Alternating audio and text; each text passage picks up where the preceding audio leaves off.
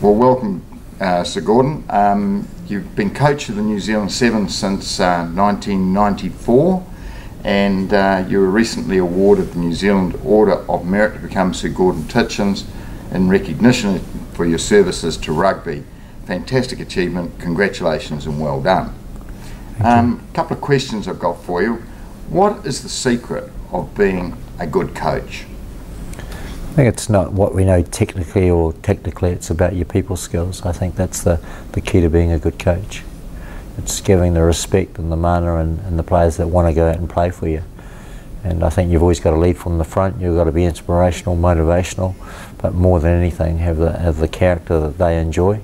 And but again, always going back to your people skills and having that respect.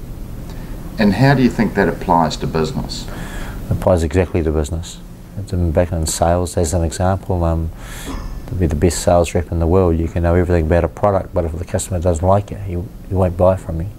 And it's exactly the same principles. It's about selling yourself, building relationships, and also gathering that respect as well from the customer. And it's the same in business as is in sport as well.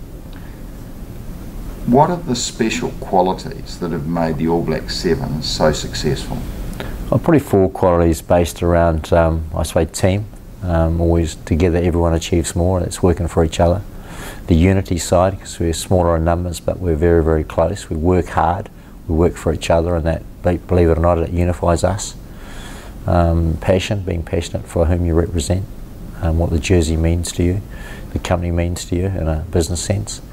And also the disciplines based around having that work ethic. Also tied up with nutrition as well in our game, because what you eat is what you are, and it also, not only in the sporting life, but also in business as well, nutritional values are hugely important. And you get those four qualities, the team, unity, passion, and the disciplines, right, and that creates a culture within our Sevens team, which has certainly been successful over the years. And likewise, if you develop and have that culture within your business, you'll certainly go a long, long way to being successful. You mentioned there that your work ethic was important. That brings me to a point that you have a reputation of running the toughest of any of the training sessions of any sports team. You know, is this true, and why? Well, our trainings are tougher than any game they'll ever play. Because when you've got to go out and play these big finals, and it always comes down to the last 1 or 2 minutes, and I work them very, very hard in a sense that physically I know they're fit enough, but I'm really challenging the mental side, and mental toughness is all about attitude as well. And the terminology I use for anything really is always empty the tank and give it everything you've got, and that to me is all I can ask for as a coach. Yeah, I think we've seen that a number of times on the field, and I think you're right. That does apply to business as well, as long as everybody's done their best. Yeah. What are the key qualities you're looking for when you're selecting players and teams? The key quality is character, and with character is coachability. That's the two qualities that I look at, because if someone has the character that you enjoy, you know that's going to certainly get out and deliver what you want, but he's coachable. And I think that's a real key. It's always about we in our teams, never about I. Fantastic. Going from coaching to leadership. Now, you've had some fantastic leaders in your teams, and no doubt they've been a big influence on the team. How important are they in developing a team? Well, they have to lead from the front. They've got to be inspirational, they've got to command respect, and they've also got to earn that respect as well. But leaders also have got to, they play a massive role in terms of decision making at crucial times, certainly during games, and also externally as well, outside the tournament situations that we have. But they have to lead. We have leadership groups, which is also led by the captain, which is generally the senior players within the side. And then they've got to bring the younger players through as well, and they all buy into it, into the protocols that we set. But those leaders, particularly my captain, is huge, and I've had some wonderful leaders over the years. If you go back to the Eric Rushes, the Liam Messams, the Charlton Hunters, got a great leader now in DJ Forbes. They all command respect, and they're inspirational and always lead from the front.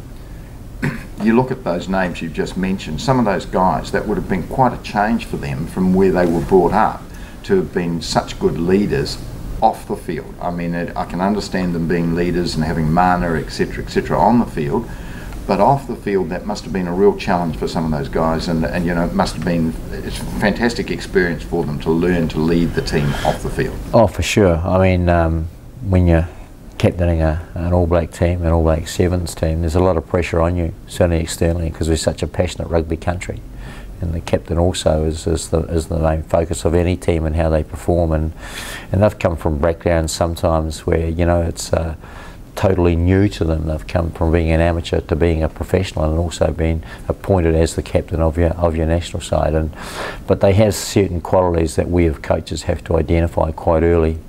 And you generally, some of those captains, they grow into being better people, I believe, as well. And they just have that I suppose, that niche of being able to lead people, and more importantly, always leading from the front.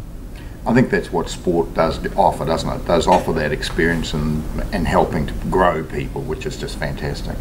Sir Gordon, you're obviously a very busy person with all the rugby that you're doing and all the sevens they play all around the world these days. You're now heading towards the Olympics. Is rugby coaching for you a full-time job? Well, in a sense it is a full-time job, but I don't make it a full-time job because I also work as a strategic sales director of a company that I've been with now for 30 years, and I believe that's the contributing reason that I'm still coaching. It's because I believe I have the balance of working for the company and the engineering, and also my love of rugby.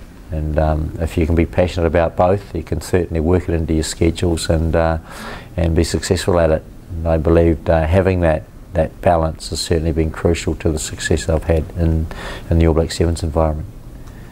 Look, and finally, of all your experiences with the New Zealand Sevens and with rugby, what are the things that stand out most in your mind that maybe made you the most proud, or what are the key things that are over that career so far? And I do put so far because maybe Rio is going to take it to a new level. Well, we've been successful as a team, and I have to admit that we've won lots of tournaments where we haven't necessarily had the best players, but we've always had the best team. You know, we've won 11 World Series, 4 Commonwealth Game gold medals, 2 Rugby World Cups, and I've had some wonderful players. But again, it comes down to the culture that we've created within our team environment, and I certainly attribute that to the success of the side. Thank you very much, and congratulations, and long may the success last. Thanks, Ian.